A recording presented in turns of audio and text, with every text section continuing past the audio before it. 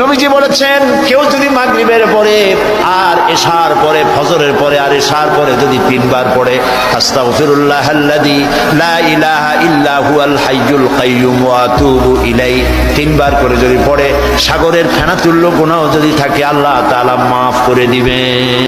এ মাকে কেন সন্তানের সামনে ওষুধের জন্য ভিক্ষার হাত পাততে হয়? একবার উত্তর দিতে পারেন? একবার উত্তর দিতে পারেন? কেন 6 মাস বড় ছেলের কাছে, কেন 6 মাস মেজো ছেলের কাছে মাকে ডাকতে হয়? মায়ের পায়ের নিচে তো জান্নাত। জান্নাত তো বড়রও দরকার, মেজরও দরকার, সেজরও দরকার, ছোটরও দরকার, 5 নম্বরও দরকার, 10 নম্বর সন্তানের দরকার। কথা বলেন ঠিক কিনা?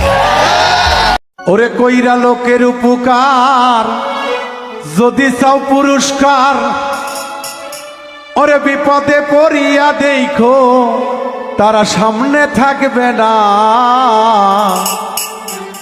মনের কষ্ট মনে রইল বলা তো